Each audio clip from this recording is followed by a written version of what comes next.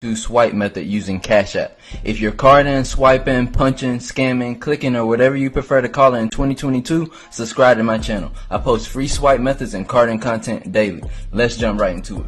For the Cashapp method, the first and most important thing a swiper or scammer needs is a debit plus fools. A debit fools includes the debit card info in addition to the date of birth and the social security number of the cardholder. If you need a reliable site to get a valid debit plus fools from, join my Telegram chat and message me. The link is in the description below. Once you have a valid debit fools, you need to create a new email and a Cashapp account. Go to the App Store and download Proton Mail. Use Proton Mail to create a new email address because it's encrypted and untraceable. Use the first and last name that's on your debit fools to create the Proton Mail email address. This new email address is the email address that you're going to use to create a new Cashapp account. Go back to the App Store and download Cashapp. When you open up a Cashapp account, it's going to ask you to enter a phone number or an email address to create a new account. Make sure you select email and enter the Proton Mail address that you just created.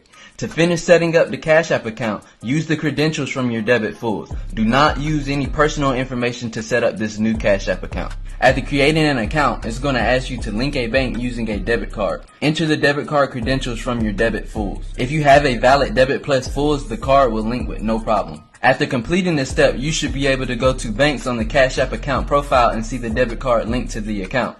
Now you're almost ready to cash out. Make sure you watch this entire video so that you don't miss any steps and fuck this up. Go to the Cashapp home screen where it shows your $0 balance and click Add Cash.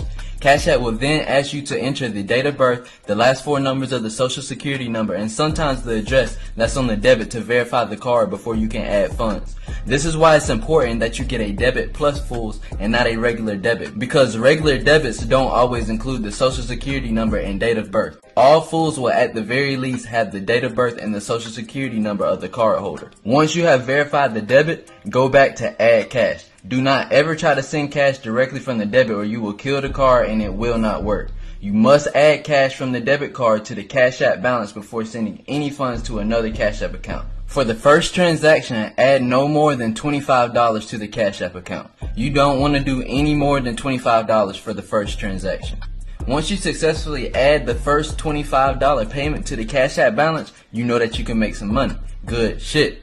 Go to Add Cash again and this time add $27 or $28. Each time you add to the Cashapp balance, it's best to use a different number than before and wait 30 to 40 seconds between each transaction. After the first 2 or 3 transactions, it's okay to add over $100. Keep this process up until you get around $500 to $600 in the Cashapp balance. Once you have $500 to $600 in the Cashapp balance, you should send the funds to another account before attempting to add more money. This will protect your funds. You can get away with sending it to your personal Cashapp, but if you want to be extra safe, use a temporary number to enable Bitcoin and then send it to your personal account through Bitcoin. You can also create 2 emails to create 2 new Cashapp accounts at the beginning instead of 1. This will allow you to send the funds to another Cashapp before sending it to your personal. And yes, Cashapp will allow you to create 2 accounts with the same information from your debit fools, as long as you use 2 different emails. You can continue adding and sending money in Cashapp until the debit declines. After the card declines, transfer any money sitting in the Cashapp account to another Cashapp account immediately. Wait around 5 or 10 minutes before you try to add funds again. Most of the time, after the debit declines the first time, you won't be able to use it again, but it's always good to check. Once you